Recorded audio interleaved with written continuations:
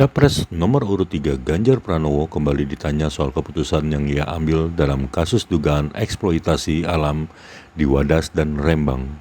Hal tersebut diungkap Ganjar dalam sesi tanya-jawab acara Demokrasi di Senayan, Jakarta, Senin 8 Januari 2024.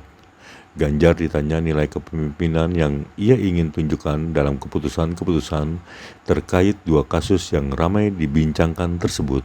Saya mau tanya dulu di ruangan yang belum menentukan pilihan ada nggak sih? Ada ya, lumayan ya.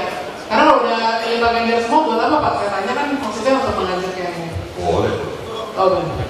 Jadi buat teman-teman yang belum menentukan pilihan, ini saya dari BM Pak, nama organisasi tadi Bang Abigail. BM itu singkatan aslinya bisa memilih, tapi bisa diplesetnya jadi belum memilih karena banyak mau. Jadi kita banyak mau Pak. Salah satu yang kita mau Pak, atau yang saya mau setidaknya adalah kalau kita ngomongin kepemimpinan, sebenarnya kan kepemimpinan itu dites, diuji ketika kita membuat keputusan yang sulit ya Pak. Karena kalau keputusan yang mudah, misalnya antara opsi A, B, C ada yang sudah jelas mudah ya, A saja. Tapi ketika keputusan sulit, yang mengarahkan kita untuk membuat keputusan adalah nilai-nilai yang kita pegang ya Pak. Saya juga mengakui bahwa dalam kebijakan publik tidak selalu kita ada keputusan yang benar-benar baik, akan selalu ada yang kita korbankan, sebutannya trade-off gitu ya, jadi kita nggak selalu bisa pilih yang terbaik. Nah, kalau boleh saya bahas Pak, mungkin dua keputusan sulit yang sudah terjadi di track record-nya Pak Ganjar yang adalah yang berhubungan dengan eksploitasi sumber daya alam di Wadas dan di Rembang. Yang saya mau tanya, kalau apa yang Pak Ganjar lakukan sebagainya itu mungkin udah template ya Pak, ada jawabannya. Saya mau masuknya ke nilai Pak, karena itu kan pasti buat keputusan mudah. Saya paham argumen dari dua sisi, meskipun kalau saya jelas saya memihak ke keadilan sosial dan perlindungan warganya. Seperti apa sih proses pembuatan keputusan Pak Ganjar ketika berada di posisi tersebut, dengan kekuasaan tersebut, dengan keterbatasan kekuasaan tersebut, yang mendorong Pak Ganjar untuk melakukan apa yang Bapak lakukan? Artinya kalau dalam konteks perizinan, ketika mengeluarkan izin, ketika dicopot kemudian mengeluarkan izin lagi. Kemudian saya tahu Pak Ganjar sempat juga mencoba datang langsung ke rumah warga dan berinteraksi dan sebagainya. Apa sih nilai-nilai yang ingin Pak Ganjar cerminkan dalam kepemimpinan Pak Ganjar ketika jadi presiden nanti dengan contoh tadi di dua kasus tersebut? Terima kasih Pak. Keadilan dan kepastian. Keadilan dan kepastian. Ketika dua contoh ini dimunculkan, saya senang sekali karena ada decision making proses yang waktu itu diambil dan dilakukan. Tapi saya mau tambahin, ada juga PLTU data itu keras sekali. Sayangnya tiga-tiga ini, yang dua sudah terjadi di depan mata saya, sudah lahir. Saya tidak ikut memproses. Yang Wadas itu diproses baru karena sudah kira-kira sekian belas tahun tidak pernah tereksekusi rencana itu. Maka kemudian kita mengambil prinsip-prinsip yang kemudian mesti kita lalui. Itu menarik kan ada konflik. Maka saya ceritakan, nanti saya akan tunjukkan keputusan yang lain, tapi tidak pernah populer. Ketika sudah ada masalah, maka seorang pemimpin tidak boleh menghindar. Dia harus ambil. Dia tidak perlu memandang apakah ini pekerjaanmu atau pekerjaan pada layer yang lain. Saya tidak bisa sekedar menyalahkan, ini tanggung jawab bupati, ini pekerjaan pusat. Maka dalam konteks nilai keadilan, apa sih yang kemudian terjadi? Saya mendengarkan. Kenapa kemudian saya datang? Saya datang. Waktu Rembang saya datang, saya ketemu, kami dialog.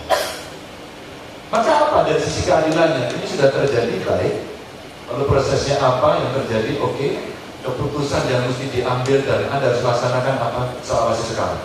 Kalau Anda hari ini tidak memperbaiki keputusan Anda, saya cabut. Jadi perbaiki.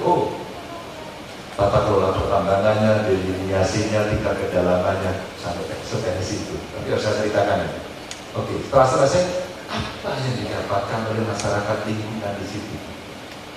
Maka kemudian 6 desa, BUMDes-nya berdasarkan perusahaan. Ownership sistemnya kemudian kita masukkan ke sana. Dan ini sebenarnya saya jadikan satu prinsip bagaimana kemudian menyelesaikan persoalan tentang selesai. Tapi saya pernah datang nggak sana? Sekali pun belum. Karena masih ada beberapa hal yang belum tuntas dia selesaikan dan itu masih menjadi hutang, maka Anda tolong datang. Tidak. Itu delegasi. Ya pasti. Boleh kalau singkat, kalau dalam konteks negosiasi Pak, terutama kalau kita ngomongin perizinan Pak, itu kan selalu ada relasi kuasa yang tidak berimbang ya Pak. Ya. Artinya pun ketika kita bilang ayo kita dudukan, kita dengar semua pihak yang ada, Ya. kekuatan atau relasi kuasa ekonominya, relasi politiknya, itu kan sebenarnya tidak setara ya Pak, sudah pasti tidak setara. Betul. Artinya ketika kita bilang oh akhirnya ada masyarakat yang mereka hadapi yang saya baca ancaman, rayuan dibayar, tapi juga sebenarnya termasuk dalam bentuk ancaman fisik dan sebagainya. Ya, ya. Nah, artinya kepastian itu satu hal, tapi bagaimana apa itu keadilan Pak ketika dalam proses pembuatan kebijakannya masyarakatnya tidak dilindungi, artinya mereka sangat-sangat rentan terhadap segala force yang datang dari semua arah yang ingin mendorong dibukanya ya apa itu pabrik semen maupun bentuk ekspor pertambangan di sana gitu Pak. Ya. Kalau saya kasih pabrik semennya sudah, maka pertambangannya saya. Ketika itu kemudian sudah terjadi, saya taruh orang untuk negosiasi dan baik-baik. Baik-baik. Maka prosesnya sampai sekarang. Videonya saya upload, tidak ada yang satu itu bisa pun dan saya hadir. Mereka marah, saya terima kemarahan. Mereka mencaci maki, saya terima caci makian.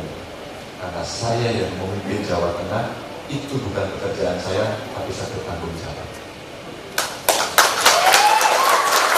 2 tahun saya taruh orang di situ untuk berdiskusi, dan kami menemukan seluruh cerita yang tidak sama dengan yang kita temukan. Oke, 2 kasus sudah terjadi. Saya sampaikan 2 kasus. Saya menolak pertambangan di Wonogiri. Apakah Anda tahu? Apa pertambangannya? Mas, saya tidak izinkan dan saya ditekan. Keadilan saya. Ini belum terjadi soalnya. Saya yang mengurus izin. Saya akan memberi izin maksud saya. Maka saya katakan, apakah dari aspek lingkungan ini bagus? Tidak Pak. Kenapa tidak? Kemungkinan depositnya nggak tinggi Pak. Dan itu mesti membebaskan sekian lahan Pak. Nanti telinnya akan jadi masalahnya jadi masalah Pak. Lalu bagaimana menurutmu? Pak, kita tidak rekomend. Putus tidak datang. Lalu datang seseorang menekan saya. Bahasa kenal mereka. Mas Ganjar, kita nggak bisa, kita sudah melakukan ini lama, tiba-tiba Anda putuskan. Tidak, Anda tidak menyesal.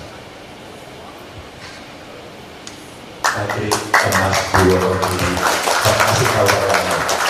Yang kedua apa? Pabrik semen di Kebumen. Saya kenal betul baik. Maaf Bapak, tidak bisa karena tidak memenuhi. Datang lagi setelah itu pabrik semen baru yang diusulkan dan sampai hari ini tidak berjalan. Di mana itu? Ada di Pater. Ada pabrik barunya? Iya. Karena yang memberikan izin bupatinya, saya tidak punya kuasa. Tapi karena perusahaannya ragu, dia datang kepada saya. Pak Ganjar, bagaimana menurut Pak Ganjar? Kalau menurut itu pendapat loh. Kalau pendapat cukup, kita sudah tidak cukup, tidak butuh semen lagi. Saya mengadvokasi semen pengganti itu sudah dengan rasa yang sungguh-sungguh tidak enak, tapi saya sudah diputuskan. Maka buat saya tidak. Tapi Anda sudah digugat dan Anda mau menangkan itu, kalau Anda mau pakai silakan. Tapi saya tidak, karena ini dia afiliasinya di perusahaan besar yang ada di Jerman sana, maka Jerman juga bertanya-tanya. Soal kepastian maka saya jelaskan. Karena dia minta pendapat kepada saya, maka saya berpendapat. Tapi sebenarnya ada 3 eksekusi. Silakan dieksekusi. Lalu saya ceritakan indikasinya dan itu tidak berjalan. Memang 3 cerita terakhir ini tidak terlalu populer. Tidak perlu. Cukup saya jelaskan sebagai verifikasi.